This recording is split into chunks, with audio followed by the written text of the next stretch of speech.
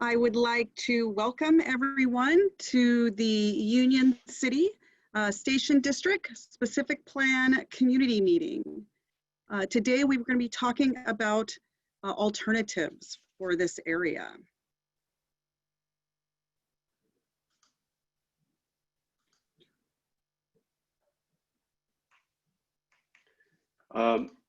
Gabby, it's not advancing for me. Maybe you want to take control back? No, it is, yeah. Okay. I wanted to let you know that we are planning an interactive community meeting tonight. Even though we could not have this meeting in person, we still wanted to get input. Part of that will be a question and answer session at the end of the presentation.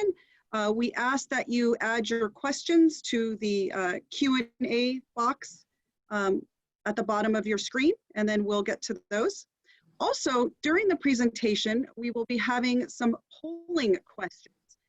So after a certain segment, we'll be asking a question. A box will pop up on the screen and we'll ask you to mark up to 3 answers. Slide. First off, I'd like to introduce myself. My name is Carmela Campbell. I'm the Union City Economic and Community Development Director. I'd also like to introduce Rajiv Bhatia from Diet and Bhatia, Urban and Regional Planners. Rajiv is going to be assisting me with the presentation tonight. And with that, I will hand it over to him. Thank you, Carmela. Before we begin, we actually have a mini poll for everyone. You can look at your screen and just click and tell us what's your connection to the Union City planning area. We are seeing responses here. And Hazel O'Neill from my office is actually helping me with this. And Gabriela Felino is running the presentation in the background. So I want to thank them both for this. And also on the call is Erin Welch, who is the city's specific plan, station area plan project manager.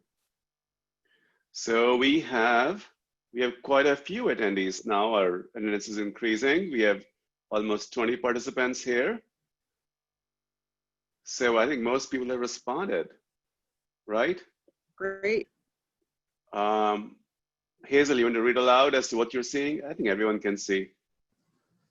Yeah, it seems like we have a handful of residents within the station district, some property owners, people who checked other engaged community members, I guess.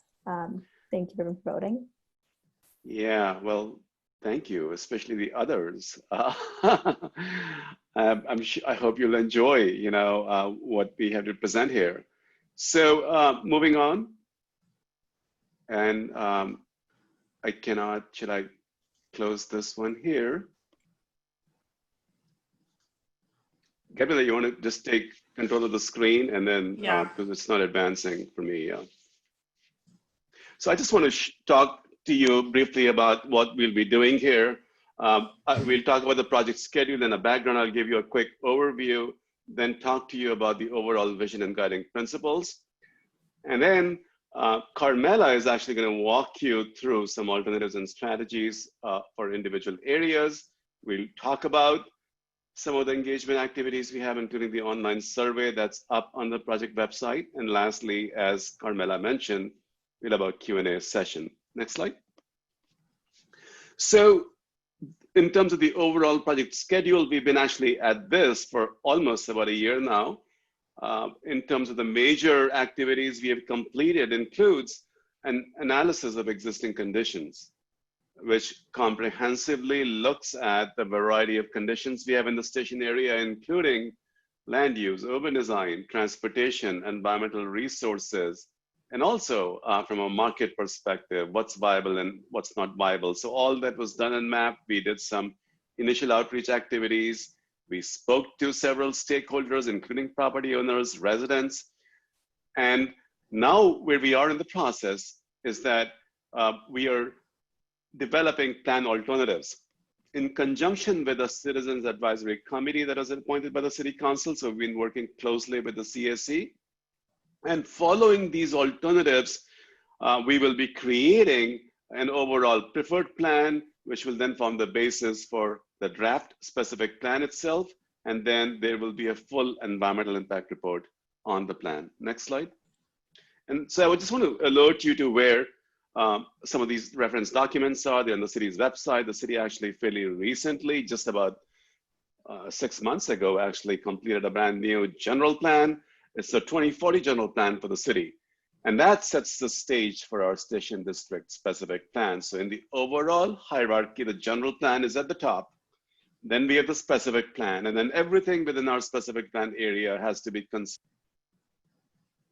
And our specific plan needs to be consistent with the city's general plan. And the existing conditions report is also on the city's website. So in terms of some of the outreach we did, I just want to give you some vignettes of what we heard from some of the stakeholders. We had 9 meetings with the stakeholders, including residents, property owners, and developers, including housing developers in the area. Building housing in the area is expensive, is what they told us. Construction costs have skyrocketed and needed our creative ways to make developments pencil out. In terms of office industrial, there was perceived to be a strong potential market for office development. Availability of large sites and proximity to BART, is enticing for people. And I know the question is going to come up, well, we have COVID now, and post-COVID, what will the office demand be? We don't have a totally, we don't have a crystal ball in terms of where, future office market may lie, but we believe that given the availability of large sites, BART just started operating just about a month ago to Silicon Valley. We are right at Union City. You can actually ride the BART train now directly to Silicon Valley. And with the continued need for the kinds of uses that are contemplated here in these office spaces, there will be a market for that, including, for example, biotechnology, higher technology uses. In terms of retail, our planning area includes some of the busiest neighborhood serving shopping centers in Union City. And the property owners we have are extremely interested in vertical mixed use development. A thing to be remembered for retail is that it's always changing. These centers always require reinvestment. The grocery stores that are out there constantly need to reorganize themselves to respond to changing conditions. So there's a lot of interest in taking a look at the shopping centers we have and doing something creative with that while retaining the retail users we have out there. In terms of mobility or transportation, a lot of interest in safe biking, walking routes, ability for people to move around the area, and also for open space, a need for more active recreational open space. People realize and people understand that some of the sports fields that we have in Union City are actually very, very well utilized. So there is a continued need for more of those, but also how people are recreating these days. People are walking, biking, jogging, and even more so in the times of COVID. So we need to make sure that we have a sort of a connections of open spaces that people can utilize to be leading active lifestyles. Next slide. So we actually have a specific plan currently for most of this area. It's called the DIPSA specific plan, or the Dakota Industrial Plan specific plan area. And that is, the boundaries of that are shown in purple across here. And what we are doing is, in this process, we are both tightening the boundary on the eastern side. You can see there is existing housing development. So that'll not be changing. So we are bringing it in from there, expanding a little bit on the other side of Dakota Road to embrace both the high school, the city's civic center, as well as some other commercial uses that are on the north side of Dakota Road. And also largely embracing on the southern side, we have the Caltrans Gateway side. Actually, the next slide shows this in a little bit of a greater detail. And as you can see, our planning area extends from 7th Street toward the east. And you can see the industrial buildings on the east side. And then along Dakota Road, you can see the marketplace labeled out there. You can see the Kennedy Park also labeled across there. The BART station is directly in the center. It says BA out there. There is a civic district to the west. And then the Gateway side is to the south. So this is an area that shows you where the planning boundaries lie. about 470 acres total in all, including all of the land and the streets that are in there. In terms of the quantities of land uses that are out there right now, we have about 1,600 housing units in the planning area. It's a pretty good number of housing units, including 200 plus affordable units. And in the pipeline are 1,400 more housing units. A vast majority of those are actually at the integral site, and we will describe that to you in a little bit of a detail as to where that is. So that's coming. It's not been approved yet, but it's in the pipeline, well fleshed out. We have some office development in the area, 60,000 square feet, but a lot more in the pipeline, 1.2 million square feet in the pipeline. We have, as I mentioned to you, a substantial amount of local serving retail in the area, 380,000 square feet, about 30,000 square feet more in the pipeline. We have a lot of industrial uses, 670,000 square feet nearly of industrial uses, and also civic uses, City Hall, Library, High School, Elementary School. Next slide. So, and here is a map that shows where these uses are located. In purple on the east side are industrial uses. In dark gray, you can see land that is vacant. And that vacant land is there on the eastern side, as well as what we call the restoration side. That's just on the eastern side of the BART tracks. Then we have in yellow color, the residential uses. That's all existing townhomes, etc. And in deeper yellow color are the higher density residential area. These are all existing. And right there in red are the retail centers, and that's called the marketplace area. And that there are some gas stations there as well as some other smaller merchants on the west side of Alvarado Niles Road, including some smaller grocery stores, etc. And then in lighter blue, you can see the civic uses or publicly owned places. That's the City Hall where the cursor is there right now. On the southern or southeastern side is the city's courtyard in blue. And then as you go along is the site, which is the biggest site on the southwest side. That's called the Gateway site. It's a Caltrans owned property, but that's meant to be handed over to the city. And then this road that you see on the east side that traverses along that is the planned Quarry Lakes Parkway out there. Next slide. And this is that, so the previous slide, and you don't have to go to that slide, was the one that showed what's on the ground here today. This slide here shows what the general plan envisions will happen in the future over the next 20 years. And so the general plan reflects in the yellow areas, the residential uses will stay, but there are some other places as well, such as at the Gateway site where it's Caltrans zone where residential uses are planned. You will notice on the east side, on the very eastern side, that area is, including the vacant sites, meant to be, it's a designation called Station East Mixed Use. That's largely office oriented, but also permits some other uses. In the code around the BART station in purple is the Station Mixed Use Commercial area. And that would allow for a variety of uses, including offices, residential uses. The red color, which is the commercial uses, are meant to remain as commercial, and so are the civic facilities. Now, I do also want to note what the general plan does is the general plan allows, on this chart here on the left-hand side, you can see the different heights that are allowed in these areas, or the different residential densities that are allowed. So there are, some of the residential areas, the heights are 30 feet maximum, for example, some of the townhome areas.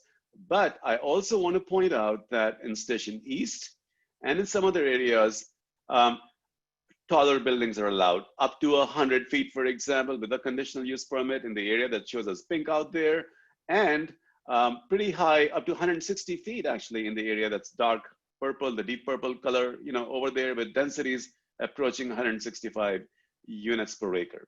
As part of the specific plan process, these heights, these floor area ratios and densities provide the overall envelope. It is not our intention to exceed those in any way. If anything, maybe we may come down in some areas a little bit, but that provides the overall bigger picture umbrella in terms of what the general plan, the adopted general plan, already envisions for the area.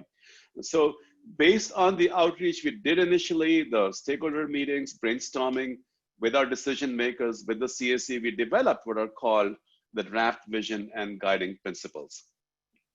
These are also on our website. So the overall vision, and it's a draft vision still, this will still be, it's been vetted by our CAC, but not by the Planning Commission and the City Council, but the overall vision, and it follows the general plan vision for this area, is to continue to transform the Station District into a dynamic, transit-oriented district with a diversity of uses that create a vibrant atmosphere where people live, work, and socialize. And then this vision is followed by a set of guiding principles, and the guiding principles touch upon several topics: central pedestrian spine, a well-connected neighborhood, open space network, a complete neighborhood, and high quality design. I will very quickly go through each principle. So in terms of the central pedestrian spine, you can see in red is where the existing current pedestrian in the firm red line along BART is where you can currently walk. Well, you can't exactly totally currently walk, even though that spine has been completed through the BART station. We just haven't opened it on the east side, but it's been completed through the BART station. And on the west side, you can walk through the parking lot. Those two lots are owned by BART, where the station parking is. But the idea is to create a pedestrian spine that connects the marketplace, where you see the line in the dash to the west, the BART station, and the station east area. So as a pedestrian, you can walk through very fluidly through the area, and these circles show a 5-minute walk, a 10-minute walk, and a 15-minute walk. If we do this right, then a lot of people can walk easily to the BART station, but also walk from one side of the station to the other. Next slide.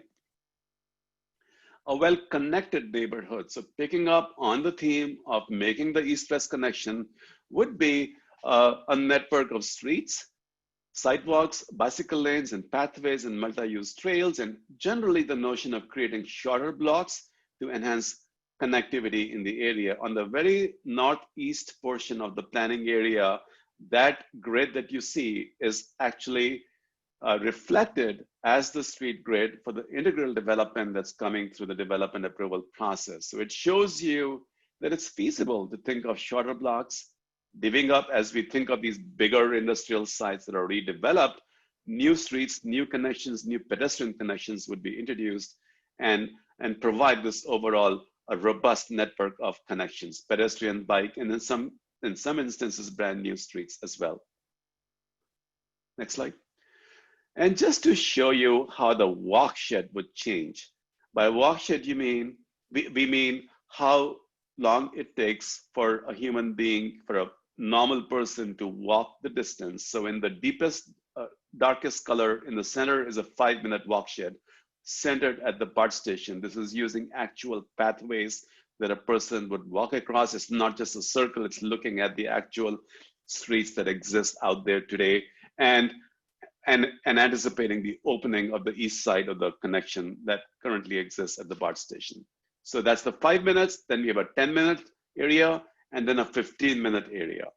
Now, the next slide shows that with a connection across the Union Pacific Railroad on the east side that is also being thought through in this specific plan process, as well as a better network of streets, you can just see how much more expanded the walkshed has become. It's actually significant. Going on to the next slide, you can see that if we do the same on the west side as well, we have an even bigger area that people are able to easily walk across. Now, not everybody in the station area will walk to BART, but the idea being that if you make good connections, people who live on the east side, for example, may be able to walk to the stores that are on the west side and walk fairly easily without having to get in their cars, get on Dakota Road, clog up that street. So all of this connectivity, making the connections happen in new areas across the railroad tracks will help with the connectivity of the area. Next slide. In terms of the open space network, the principle talks about using public open spaces such as parks and plazas to encourage pedestrian activity, foster connections to the surrounding neighborhoods, and provide open spaces for exercise, recreation, active living. And the idea is to use the existing rights of way that exist to the extent it's possible, but also look at the linkages, look at the linear connections, as well as somewhat bigger parks and open spaces for recreation. Next slide. And a complete neighborhood, the idea of creating a sort of a complete mix of uses, including housing, businesses, and retail uses. Yes, certainly people, will shop elsewhere, work elsewhere, or come to the station area from elsewhere. But the notion, the idea of having a more complete mix of activities to enable people to not have to go out of the area for the normal everyday living things that people do is something that we would be striving for. Next slide. And high quality design. This is an image of the development that already exists on the east side of the station. The architecture and landscape of the area should reflect Union City's and the station area's unique identity and foster a sense of character and a sense of place for the neighborhood. Next slide. And so, that in a nutshell are our sort of overarching vision and the set of guiding principles that we have. Hazel, do you have something for us? Yeah, so what we'd like you to do is that which guiding principles are most important to you. You can select all that apply. It's a multiple choice question. And we just want to get a sense of where people who are in this virtual workshop here feel about it.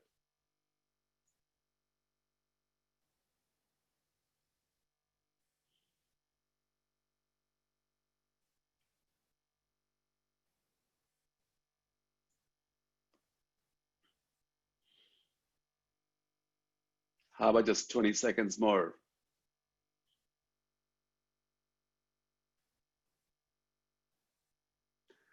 You don't have to be stingy with the checking the boxes. You can check them all or just check a few. It looks like a horse race with some of them leading others.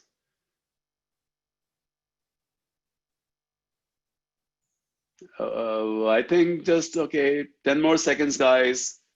Close it then. I see a lot of responses for central pedestrian spine. That's the winner. Wow, 74% of people like that. Well-connected neighborhood gets a lot of points as well. So does a complete neighborhood. And then we have open space and high quality design. Well, actually all of them get more than a 50% response. So people like them all.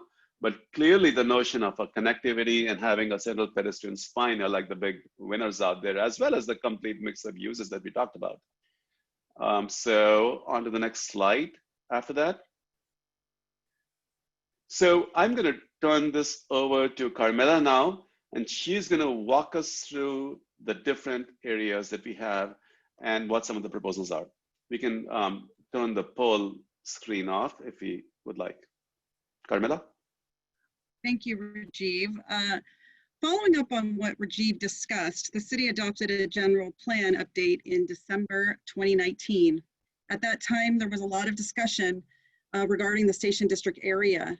And the specific plan really builds on that work and that effort, which I see some of you on the webinar also were part of those efforts as well. So I'm glad to see you here. The vision for the Station District is to be a world-class transit-oriented community with retail, job centers, housing, and public amenities. The area also offers the opportunity to link a diversity of land uses and transportation, which also supports the city's climate action plan goals of the city and the state. Locating a mix of high-density residential, commercial, and employment uses close to BART, bus and rail, and transit services will ensure that the Union City can accommodate its share of regional growth in a climate-friendly manner. Slide. I'm still seeing the polling up. Is there a way we can pull that down?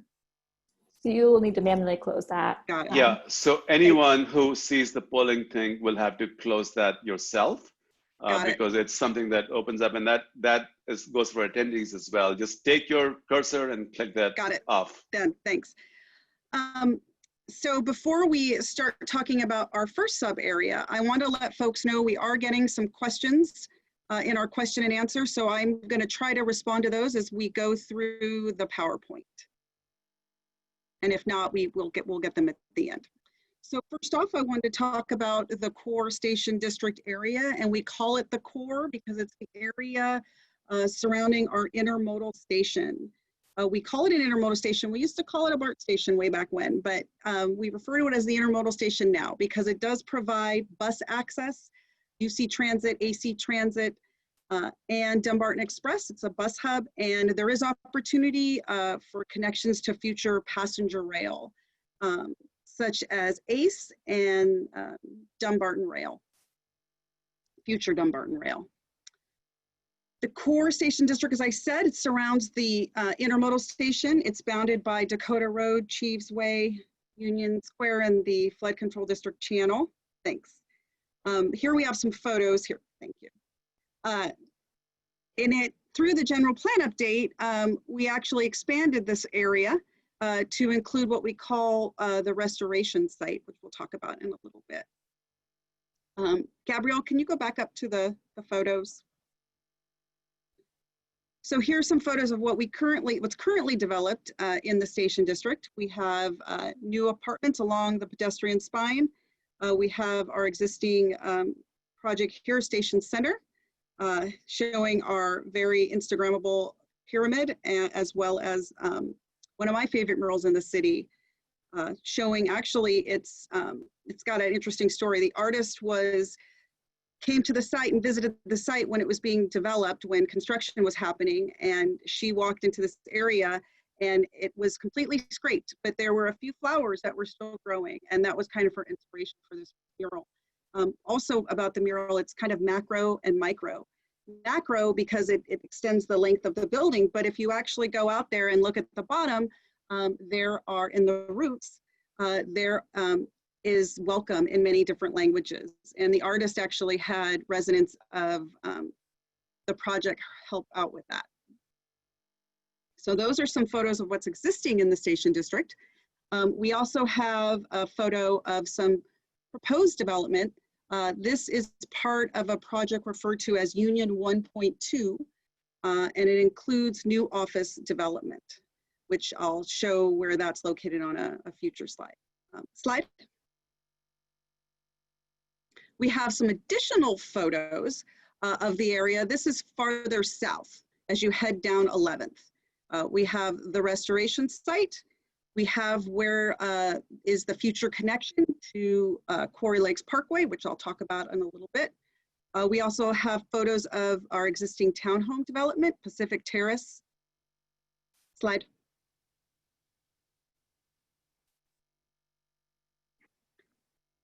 We prepared one of these diagrams for each of the sub areas, and this is just really to kind of show the boundaries of the area. And as well as, these diagrams also show the potential connections. We saw on the polling that a pedestrian spine was very important.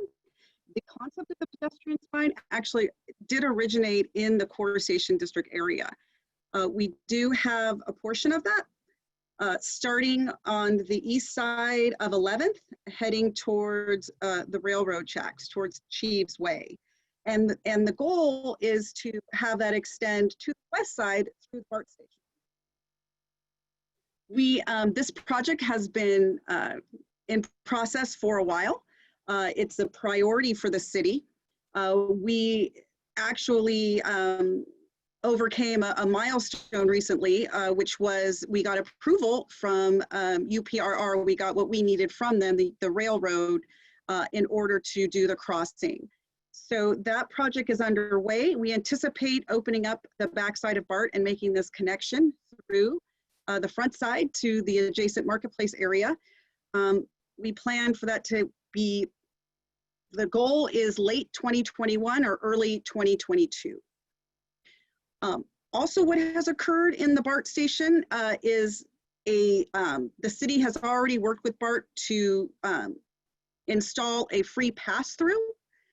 So before, in order to get into the BART station, you had to go through the pay gates, but it's been redesigned to facilitate and connect to this new opening on the east side to provide that free pass-through. So folks who are living in the core station district area can, take that connection to get to Marketplace, to get to other places in the city. So it's really a critical component of the station district area, and on its way, I'm happy to report. And on this slide, you can also see there are some areas shown with additional roadways, the restoration site in particular, and the area in front of BART. You can see, some potential new roadways. Also, some retail area is proposed along the BART, in the BART parking lot along the pedestrian spine. Since the last general plan, there has been discussions about the redevelopment of the BART site. At this point, there is no plans for that. However, through Assembly Bill 2393, the BART is looking at developing various BART-owned properties. And so we are working with them on that. I will say, so in the prior general plan, in this general plan, what was envisioned was redevelopment of the parking lot to provide replacement parking and to provide an office development. And in fact, the city worked with BART several years ago to redesign the front of the station so that we could create developable sites. Also to provide for priority transit access along the front of the BART station, and also to provide for a better pedestrian and bicycle environment also along the front of the station. Slide. So what we've done here is we've taken a map of the area and we've added both existing, proposed, and planned development. So you can see we have existing Station Center apartments, existing Avalon Bay apartments. Avalon Bay was actually the first development in the area. We have Union Flats, 243 units. That's our newest addition to the area. A developer has received approvals to construct what we call essentially Windflower 2, that's the name of the developer, for 443 units with kind of a similar massing as the Union Flats development. Following up on a prior comment, you can also see here in blue the proposed Union 1.2 project. The city is in an exclusive negotiating agreement with a developer for this property. The city owns this property, which means that we can't negotiate with anybody else. The plan that the developer has put forth is 1.2 million square feet of office and other support service amenities broken up into 3 different blocks. 2 of those blocks are on either side of the of the plaza. And the last block is on the corner of Dakota Road between 11th Street and Cheeves. This also reflects one of our newer office buildings along Union Square here, Neo Center, which here, and there is potential for, there's an existing office building there, single story, and we've shown that, potentially being redeveloped consistent with surrounding office. Next to that, we have the BART property, which we discussed. We're showing office on there with retail on the bottom. The idea is, as people walk through this pedestrian spine from the Marketplace to the Station District, providing retail and service amenities along this corridor to serve that population. And lastly, we have the restoration site. I did touch on that a little bit. The restoration site, for those folks who have lived in Union City for a long time, part of the Station District area was actually used as part of the Pacific State Steel Corporation. This, at the time, Pacific State Steel was one of our largest employers. Unfortunately, they had gone bankrupt. And when the site, when they had gone out of business, there was also a lot of environmental contamination in and around the area from those operations, which was subsequently cleaned up and facilitated redevelopment of the larger area. And as part of that, what we call the restoration site, which some of you who have been out to that area probably see it as a mound kind of coming up out of the ground. What is that? It's 22 feet tall. It contains material, mostly slag, which is a byproduct of steel production, that has been put in this engineered mound and is capped. So it's not necessarily a threat to health and safety. Slag is kind of large pieces of steel. However, should it rain, or should this steel be, should water get into the cap? The issue is it could cause, some type of contamination, which is why it's been engineered and capped. If you were just to look at the top of it, it's 7 acres. If you were to scrape the site and remove that dirt, it would be actually a 16-acre site. So it is a real opportunity site. The city sees that for future development. The general plan, similar to the other parts of the Station District, have identified it for high-density residential and offices. Thank you. So here we have some potential land use and programming ideas. As we spoke about before, office uses are something that are part of the Station District development vision. Really, the idea is to balance out the residential with the office, so that not only can we have a vibrant nighttime population, but also a daytime population from those office uses. Really, the goal is for a balance of land uses that really complement each other. Some other things that we have been discussing are what are the types of amenities that folks would want to see out in that area, and we have some examples here: outdoor seating, public art, which brings us to our first sub-area polling question. And so here what we're asking is, which of the following would you like to see in the core station sub-area?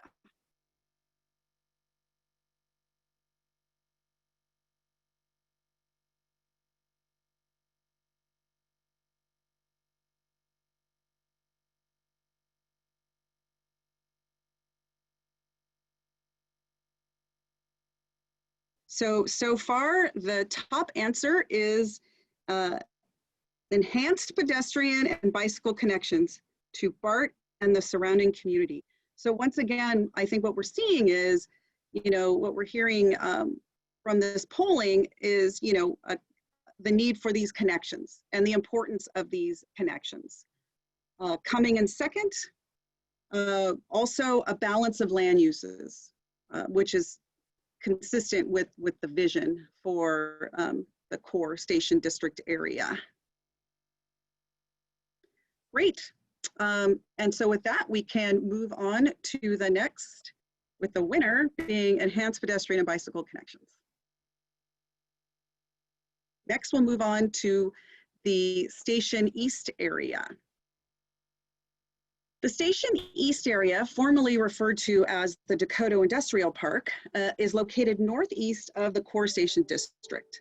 This 105-acre sub-area is bounded generally Dakota Road, core Station District area, and the DIPS specific plan, which Rajiv explained, was the predecessor to the Station District specific plan that we're working on now, recognized the importance of this area as a job center. And it really remains one of the last opportunity areas for job creation near BART, outside of the core. The city envisions this area will develop as a high-density transit-oriented employment center. So here we have some existing photos.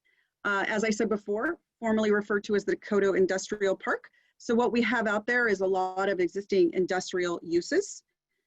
We have some newer buildings, which you see on the top right, some office flex industrial buildings that accommodate a variety of uses. Here on the bottom left, we have additional photos of just how the industrial area is currently developed. Slide. Here we're going back to the diagram. You can see what we've done here actually. So for the general plan, there was a change in the land use in this area. There was a decision made that there was still going to be an emphasis on job creation and a job center, and you could see the area in pink on the slide, generally from Bradford Way south. That's the area that has been identified for jobs. The area closer to Dakota Road has been identified for a mix of commercial and residential uses.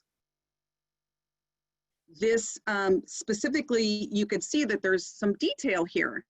And this Integral Communities has submitted a proposal to develop this area. That application is in process. This is a part of their plan. We've superimposed this onto, the Station East area so you can see what's currently being proposed. I will say that one of the primary organizing elements of Station East, at least, and for the Integral project, really are these two new roadway connections here and here, 8th and 9th. The idea is they would allow for a connection between Dakota Road to Bradford Way. Also, as part of this proposal, there is a mixed-use retail center proposed here on the corner, which will, if approved, bring much-needed retail, access to the surrounding neighborhood, including Dakota. Also, something that you'll see, which is another organizing factor here, is this Paseo. So a Paseo is proposed through the development really to provide additional connections from 7th Street, ideally, down towards the CSMU area. Also, what's planned as part of this is a connection here over the railroad tracks. That's a long-term vision for the city. We have done an initial study on that improvement, basically an engineering or feasibility study to take a look at, does it make sense to go over the tracks? Does it make sense to go under the tracks? Also, what's complicating is there's also PG&E high power lines out there. So, you really, so whenever we're designing, we have to keep both of those major infrastructure improvements in mind. So this connection here is on the books, and the idea is it would continue the promenade. I will say, however, though, this connection is proposed not on the Integral site, but further south. And I believe we will have something on the next two slides that can maybe show that a little better. Here are some renderings from the Integral project. The project includes approximately 960 units, with 123 of those proposed as affordable. The project actually includes a freestanding affordable housing component. So, developers have the option of integrating affordable housing into a project. In this case, because of how large this project was, the feedback that we had gotten from the council is one, there is a need for rental housing, affordable housing, and two, it should be all together. And there's a few reasons for that, because we have an example of this type of development we do have in the Station District area, Station Center, as well as Mission Gateway. And the idea is by having 100% affordable housing project, usually what goes along with that is also services. So the affordable housing developer can provide the housing, but all of those other things that are really needed to support their residents. As I said before, the project does include some retail, approximately 31,000 square feet of retail, including a 18,000 square foot space for a grocery store. It's been specially identified for this because there's certain things that we need to ensure are included. Grocery stores function a little bit differently than other retail. They need back of the house and things like that to support operations. So we're working with the developer to ensure that what is proposed can function. So when we bring to the decision makers the project, it ensures it had been vetted. Parks and plazas are also proposed, as well as green infrastructure. Green infrastructure is a reference to the areas that are needed to treat the stormwater before it's discharged into the storm drain, as well as areas that are needed to detain water to ensure that the drainage in the area is maintained. And so the applicant is proposing these green infrastructure near the west side of the property, near the tracks. And the idea is the water would run off, go into these areas, and then be discharged later. They've been designed in such a way so that these areas will function like natural areas and will be like a passive recreational area. Slide. So getting back to our polling question, wanted to talk to you a little bit about what the potential land uses and programming are envisioned for the area and get your feedback on what you think, what their support for. So plazas with outdoor seating, recreational open space, a network of parks and linear greenways. I will say that this area presents a unique opportunity. Through the area, through the Station East area, there's an existing railroad spur. There's also the area along the tracks. And so, if there's opportunity for us to explore the possibility of having linear greenways, just kind of based on what's out there now.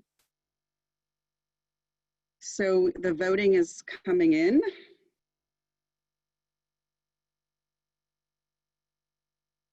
I don't want to speak too soon because the last time I did and it shifted, so.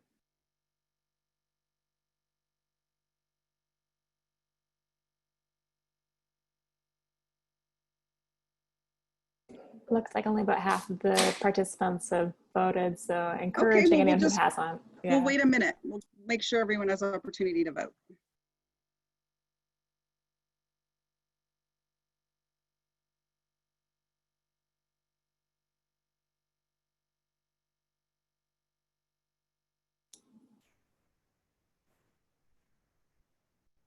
Well, we're at quorum, so I will share. Well, enhance pedestrian and bicycle connections to BART and the surrounding communities is the winner, with networks of park and linear greenways coming in second. Thanks, Hazel.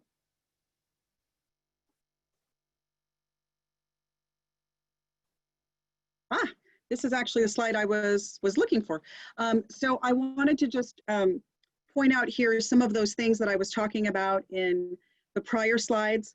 You see here opportunities for that repurposing of the railroad spur, as well as the area outside of the railroad track area. There is area for a multi-use path. And you can also see here, so the existing or the proposed Paseo as part of the integral site. And then there is also opportunity for additional linear greenways going east to west. And here's a really great, this diagram it shows the pedestrian spine and how it connects, how it will connect over or under the railroad tracks to the Station East area and continue all the way up to 7th. So the idea is this pedestrian spine starting at 7th and would end at Alvarado Niles Road and would provide another opportunity for pedestrians and bicyclists to get around the area. Slide. So next we're going to be talking about what we call the marketplace sub-area. The marketplace consists of 4 different shopping areas located on the corners of the intersection at Alvarado Niles Road and Dakota Road. We have the Union Square Marketplace Shopping Center. We have a photo of the plaza. We also have a photo of the El Mercado Shopping Center and another shopping center across the way. Slide. This area is an important commercial center serving primarily the neighborhoods on the east side of town. We have 2 grocery stores that anchor the larger centers, El Mercado and Marketplace, that are sited behind large surface parking lots that front the street. As I said before, we have the 2 smaller commercial areas here that back up onto an existing flood control channel, some of which I believe is open for pedestrians and bicyclists. The area also has a limited number of small-scale pad developments at the street edges, but the overall form is very auto-oriented, which was consistent with how shopping centers were developed when this area developed. The city's long-term vision for the marketplace is to transform the area into a more pedestrian-friendly, vibrant community shopping center. Slide.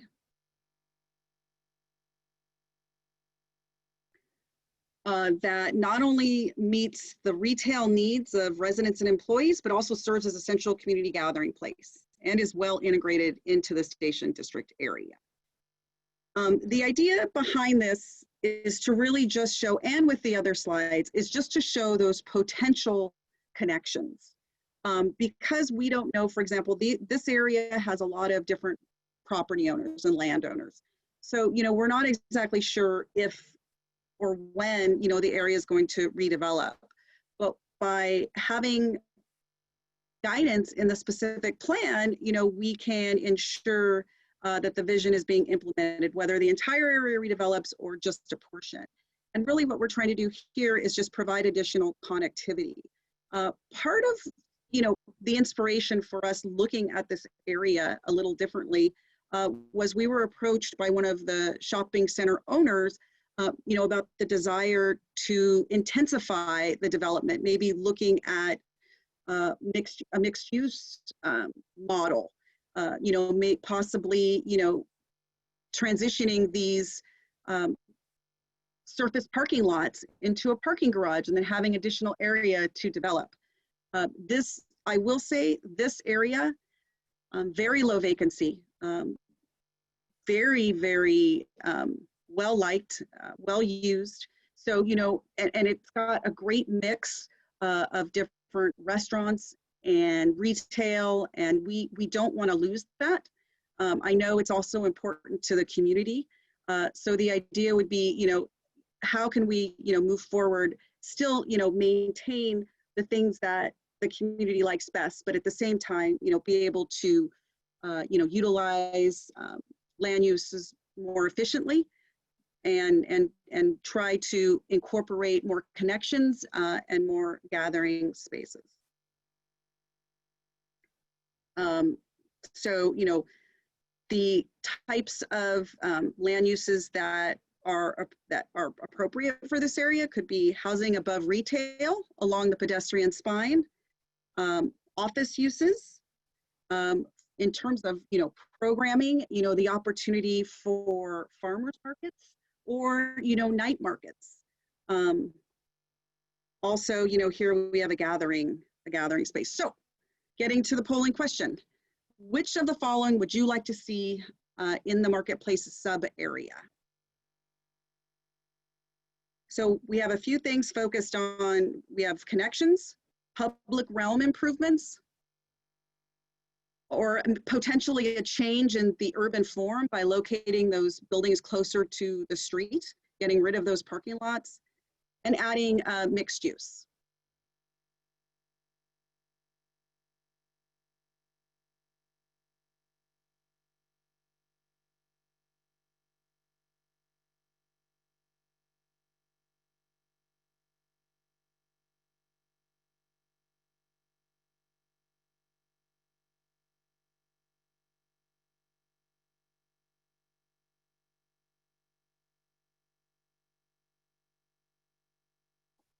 All right. 10 more seconds, maybe. Okay. I'm also trying to take a look at the questions and see.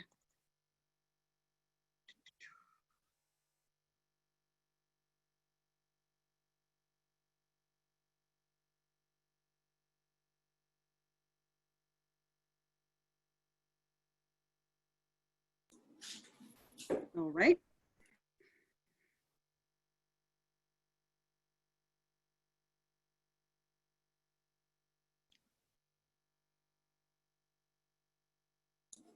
So it looks like most people preferred mixed use. So yeah, it's close, but the highest the vote getting answer was addition of mixed use development to this area. So we can move on slide to our next sub area, which we refer to as the gateway.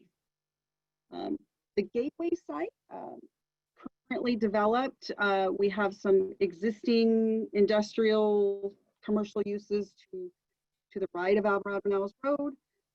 To the left, we have some existing agricultural uses and related outbuildings, as you can see in the photos. Also, we have a photo here of Aurora Park, which is one of the city parks. Slide. So what we have here is another diagram. The gateway site is located on the southwestern portion of the city, adjacent to the city of Fremont boundary, which is why we refer to it as the gateway site. The gateway site has been included in our housing element for the last, I believe, 4 cycles, approximately 20 to 30 years. The housing element is a requirement by state law. The city is required to identify sites within the city to accommodate the city's regional housing needs assessment. And what that is essentially is a number of units that the city has to provide areas for that equates to the city's fair share contribution to address the Bay Area's housing shortage. In our prior housing element cycle, we were required to provide areas, and when I say provide areas, we have to have sites with zoning that accommodate housing at a certain density in order to satisfy the requirements. And then those densities are equated to the type of affordability. So higher density addresses the city's requirement for providing affordable housing. What we call lower income housing. For example, townhomes, that zoning satisfies the city's requirements for providing moderate or above moderate housing. So what we have here is a diagram from the general plan showing the various land uses. The site is actually owned by Caltrans, who has leased it over the years to folks who have and are currently using it for agriculture. You're probably wondering why Caltrans owns a large piece of property within the city. Well, to answer that, I'd like to bring your attention to Quarry Lakes Parkway here, future Quarry Lakes Parkway. Several decades ago, Caltrans acquired right-of-way to build a new roadway connection between Mission Boulevard and Interstate 880, which includes the site. If you were to look at an aerial map, you can actually see the vacant land that has been acquired for the proposed parkway. Fast forward several years, and the current parkway project is being managed by the city. The alignment has been modified from the historic alignment to extend from Mission Boulevard to Paseo Padre Parkway. And then there are improvements proposed in Fremont along existing roadways to facilitate those connections back to Highway 880 along Paseo Padre and Dakota. The proposed transportation corridor is an integral component of the area. It provides a much needed second point of access and is anticipated to relieve congestion on Dakota Road. The proposed Quarry Lakes Parkway will also provide enhanced pedestrian and bicycle facilities, including a separated multi-use path. As I previously stated, the QLP has been in its planning phase for several decades and is being included in the specific plan as a planned project. If you could look at the map here, you could see that Quarry Lakes Parkway, the alignment goes through a portion of the site. It's anticipated that the remaining site, and that's how it's been zoned, would be used for residential development.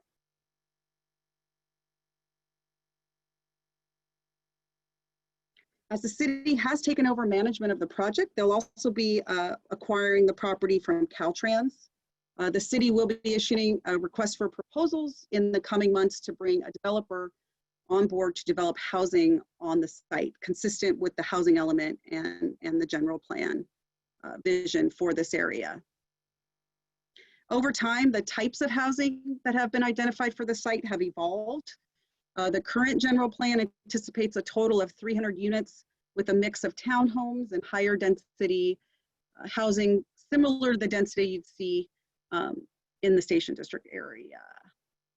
Meaning, you know, it's got not as dense, but it's got kind of a podium garage, just a different form, like similar to like an Avalon Bay.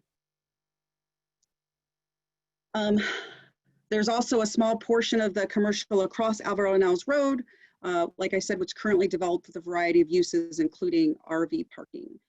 We've also gotten a request from one of those property owners for development of residential, which we will be evaluating through this process. This site presents a unique opportunity in that it is one of the city's last larger housing sites. Slide. As part of the city's requirements, the developer is required to provide parkland to support the new residential development. The general plan does identify a park being developed on this site. So what we're showing you different types of parkland that can be developed on the site. We have more traditional parkland uses like playgrounds and sports fields. We also are showing passive open space, which would be appropriate in the more natural areas of the site. We're also showing community gardens as a potential open space. And we're asking for your feedback on, you know, what would be most appropriate. Oh, how about, okay. So with that said, we actually have two polling questions together. I wasn't sure if they were going to come up the same or together. So as also part of this exercise, we wanted to show you some different types of housing. As I previously described, the site has been identified for townhomes and higher density housing. Some other options are mixed use development, which provides a retail on the bottom, as well as we included a more recent type of development that we're seeing referred to as an agri-hood, which integrates agricultural uses into residential development. The photo on the bottom left is a photo of this type of development. This example is from Santa Clara. Since this site is so large, it will most likely be a combination of different housing types. And so let's see where what folks are.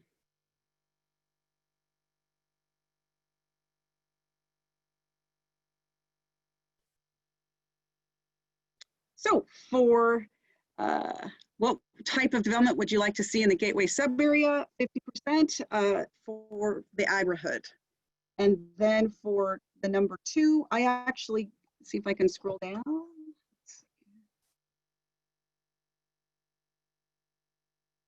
Community gardens. Great.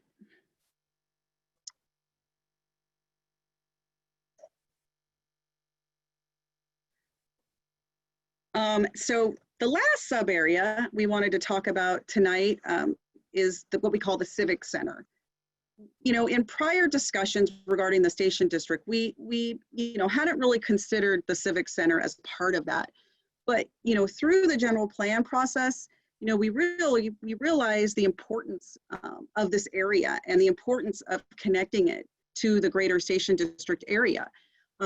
Among other things, it includes the City Hall complex, the library, Kennedy Park, James Logan High School, which are important destinations for Union City residents and visitors.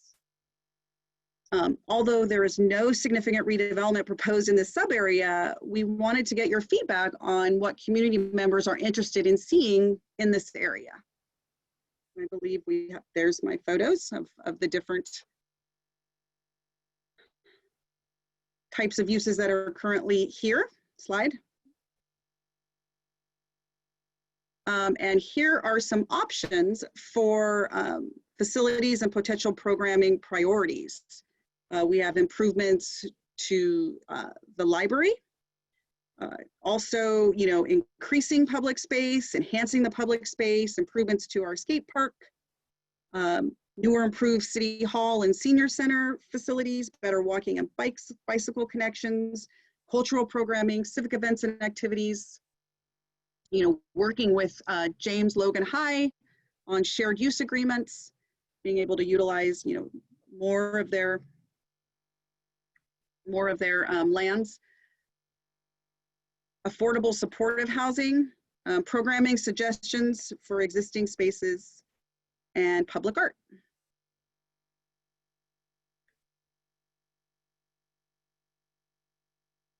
So we have put these ideas into this question so you can give us some feedback.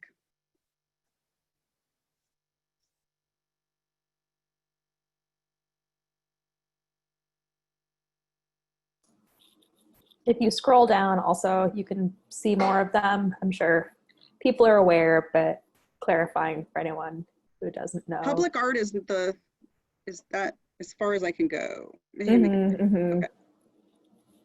Oh, yeah.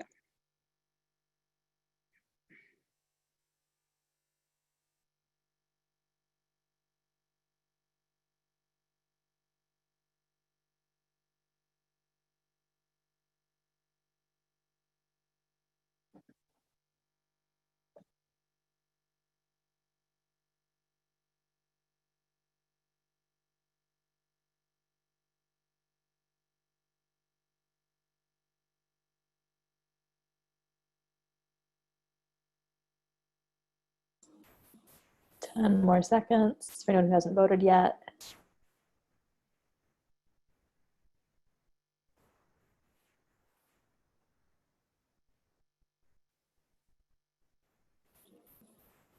All right. All right. Better walking and biking connections. Well, I know we have some BPAC members on the call. We actually have Mary Lou Ayupan, our interim public works director, on the call on the webinar as well. So Mary Lou, I'm just letting you know. And just, you know, a side note, the city is actually in the process of updating its bicycle and pedestrian master plan.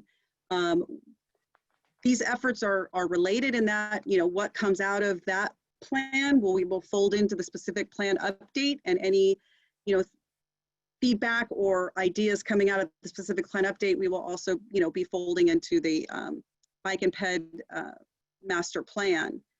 So, I think it would be great. We could take an opportunity. I looked at a lot of the questions and they seem to relate to the sub areas.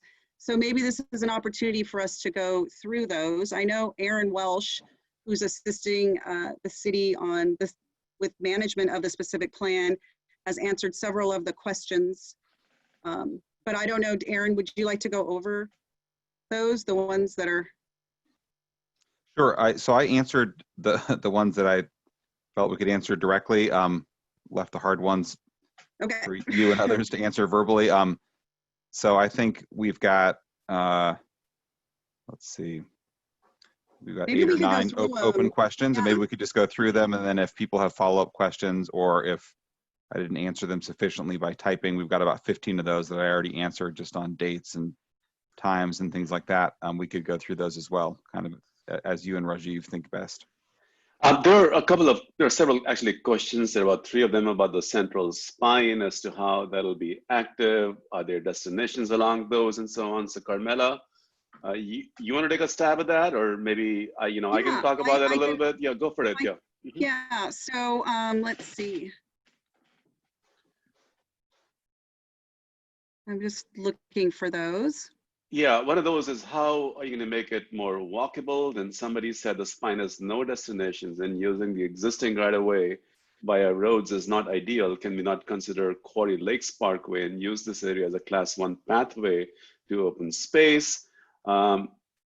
And so there are some questions about the spine itself, and then how will you be separated from cars, and how shaded the area will be, and how much greenery there will be. That's sort of a more general question beyond just the central pedestrian spine. Yeah.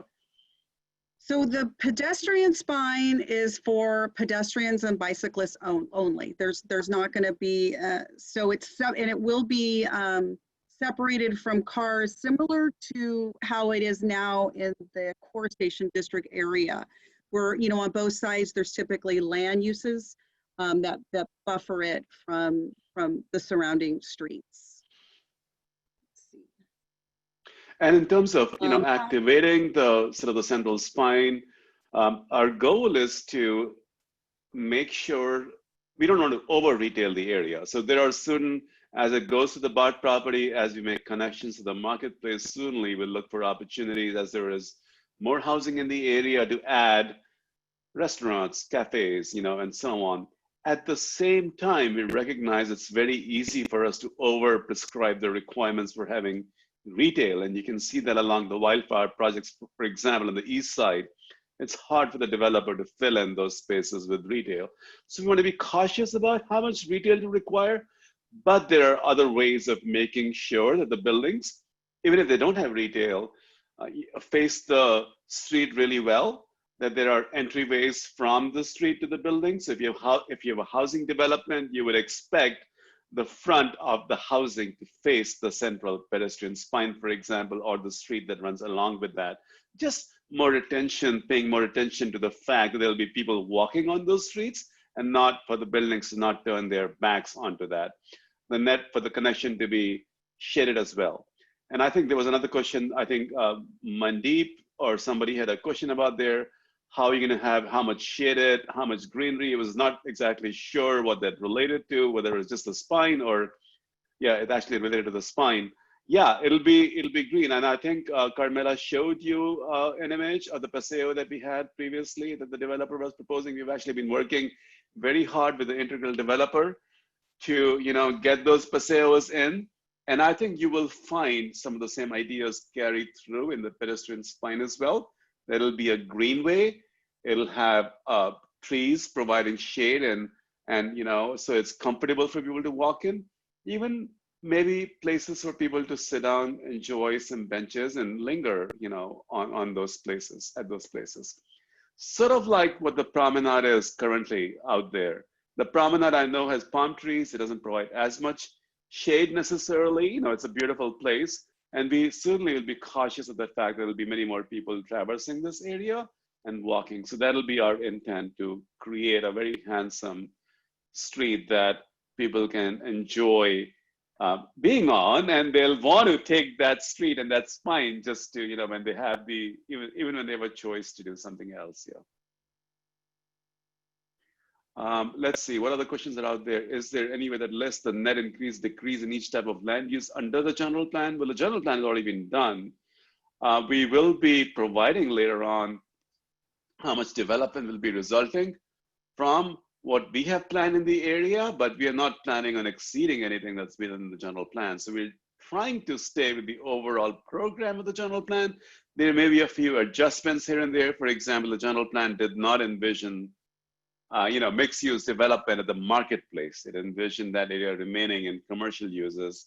Our audience, you guys here have told us you want vertical mixed use development out there. So, the overall intent will remain of the general plan. It'll be a central community place for commercial users, but we will have some more housing there. So we'll come back, we'll make adjustments, we'll run the numbers and come back and report to you as to what those numbers overall are. Exactly. We'll most likely have, something in the background document kind of describing any changes in land use with respect to area. Correct. And then let's see, what other questions are out there? There's a question about solar panels on the multifamily. Correct.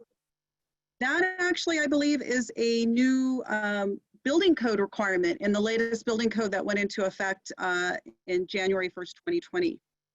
So yeah, these developments will be providing solar. Development close to the warm springs station was very quick. Is there any reason why there is delay around in our area? You guys are doing a great job, but hope development happens sooner as the plan looks beautiful and I'm excited about it. Well, that's one of the reasons actually why we're doing a specific plan. I want to emphasize that. Because while the general plan provides the overall direction for development, what a specific plan does, it's a very powerful tool under state law. We'll be hashing all of these issues out about design, about location of pedestrian spines, how tall the buildings would be, how, what they look like and so on. And once that is done, and once we have an EIR on this plan, then the city can actually approve, hopefully, a lot of development just ministerially. By ministerially, we mean at a staff level. Staff can just check and say that it complies with all of the specific plan requirements.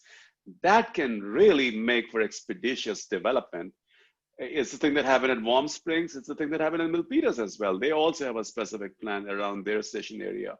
So we can hope, I want to respond to Liz. Yeah, we also hope that once a specific plan is done, that we can, develop and can proceed forthwith.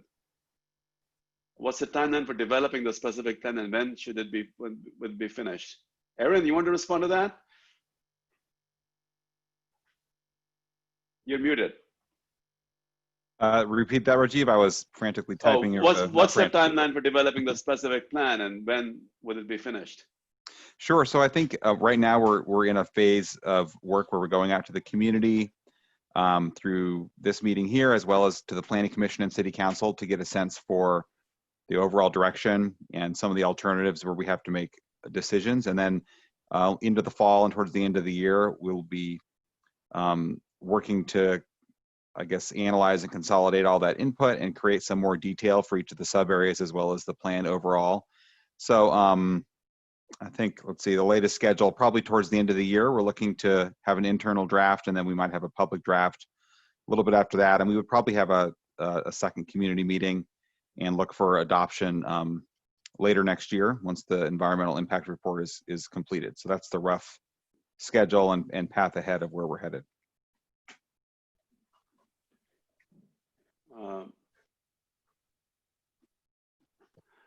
I believe the requirement was just for single family homes, but I'm not sure which requirement is being referred to. The integral development has a combination of townhomes as well as apartment buildings. So, townhomes in a small portion, but what we do anticipate, the closer you get to the BART station, the higher the densities will get. So clearly, we'll be looking also to provide as many housing opportunities as we can. There are many other places in the city, where single family with townhomes, etc., will continue to be permitted, including actually in our Gateway side as well. It's a possibility out in that area we can see some low density development. And I think that question also was related to the solar panels, if I'm remembering Mandeep's first question.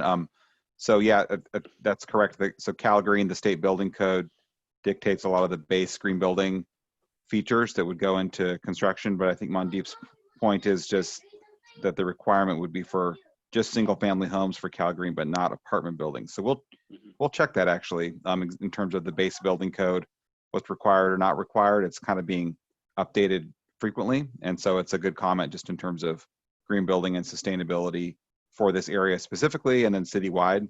And we'll definitely double check that for you, Mandeep.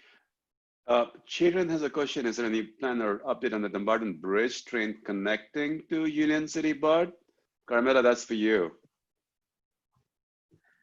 Yeah, so there is a group that consists of Facebook, the plenary group who builds new infrastructure. They have been spearheading the development of what we call the Dumbarton Rail. The city is a stakeholder in that process. And my understanding is that that group is, doing analysis on, on the design. And so they are leading those efforts. So if any information does come down that we can push out on our station district page or on our website, relating to opportunities to comment or be more updated on that process, we will do that. A couple of questions from Liz on, and I think we'll just, in the interest of time, just do a couple of questions and then try to wrap the meeting up and not hold everyone up for the end. We just respond to the questions about agricultural uses. Are they considered a resource to protect the Union City given climate change, and the hills are difficult to farm given water availability? Well, this plan does not go into the hills. First of all, I want to remind everyone our specific plan is limited to the boundaries that we've shown here. There really are no hills unless you consider the restoration site to be a hill with the things that are piled up on it. So we're not looking to farm beyond that. I think the agricultural land, and I think we've seen a little bit in the responses here as well, that community gardens are something that people favor a lot. So it's not as much as preserving the agricultural land, but it's about reflecting that heritage and providing us some kind of a direction, some cues, some design cues in the development that is done. And also, we do know in some other East Bay communities, community gardens are very popular with waiting times for people to actually join and participate in that. So it's something for us to think about and consider. Okay, well, with that, Yeah. maybe we should we're coming up on 7:30, and so maybe we should go back to the last few slides. Correct. And there are more ways for people to participate, continue participating, Yes, and Carmen is going to exactly. describe that. Yeah. That's what we want to talk about. Yeah. More ways for you guys to participate. One goal of this presentation was to provide some education on our current efforts and on the sub areas. And with that, I'll turn it over to Rajiv. So we have, if you go to the website now, I'm not sure the survey is live right now. It's meant to be live. It's live. It's live. Okay, it's went live. So while you guys are watching this, I guess it went live. So if you go to the website, and Aaron, I believe in response to a question, typed out the actual website address where this is, and you can also just go to unioncity.org. And if you just Google Union City Station District, it takes you to a page that is the station district, and there's a link out there for the specific plan itself. Either way, when you land on our page, there is a survey out there. And the survey has a bunch of questions, some of the same questions that you heard from us today, but some other ones as well that are looking for responses from you for those topics. Out there at the website as well are additional ways for you to communicate with us. What I also want to point out is that in addition to the survey, now our intention will be to gather all of the feedback we'll get from you, go to the planning. Can someone remind me how long the survey is live for? Aaron, do you know? Or Gabriela, do you know until when the survey is live? Yeah, it should be through early September. I don't know if we have a strict date where we're going to close it, but that's when we would be going to city council. So we were hoping to Yeah, close it we and then actually, give yeah, I them- mean, give not them not the- early September. I would give, I mean, tell before then. everyone, you know, yeah, I mean, I'd say 3 to 4 weeks is what I would tell people, maybe about a month at the most. So, you know, because we would want to actually collect the responses to the survey before we go to the Planning Commission and the City Council. So we're planning on going to the Planning Commission on August 20th and City Council on September 8th. Certainly the survey should not take more than 15 minutes. So it's something that can be done pretty quickly. I encourage that actually our participation level has gone up while we've been in the meeting. So I encourage all of you to take the survey, and I also would ask you to let everyone you know, to let them know that the survey is out there and they should be able to take that. Next slide. So any further questions, you can go to stationdistrict@unioncity.org, and then there is also a phone number where people can be reached. And you know, So- Rajiv, oh, I just want to add, so after this process wraps up, when the survey closes, we will be bringing all of the feedback that we received to the Planning Commission on August 20th. And then we will be taking the feedback, including what the Planning Commission provides, and bringing that all to the City Council on September 8th. Those are public meetings. You're welcome to attend. We will have a summary of all the feedback received, including the questions we had here that were submitted that we didn't get to respond to, but also to the ones that we did, just so we have that information recorded. So if we didn't answer your question, we will get to it. And with that, going back to the last slide. Oh, go Yeah, ahead. and if there are any remnant questions, we're not able to, you know, I just want to be fair to everybody who's on this call as well. We do want to end the meeting in time, and I did see Liz Ames' hand up. You know, please feel free to email or call us, and we'd be happy to talk to you if there are any remaining questions. But this concludes our meeting. I mean, I would say Yes, thank Rajiv, you it to does. everyone So- for participating. Our numbers went up as we went through this. So there are quite a few of you, and at one time we had more than 30 people on the call. So thank you everyone for taking time away from the busy things that you are doing and helping us contribute to, you know, making a better plan, a plan that reflects your needs and desires as well. Carmela? Thank you. I just wanted to point out, we have contact information here. We have a special email address that we've created for this effort. So if you have any questions or comments, you know, feel free to email us. And to echo Rajiv's comments, I want to thank everyone for their participation, and good night.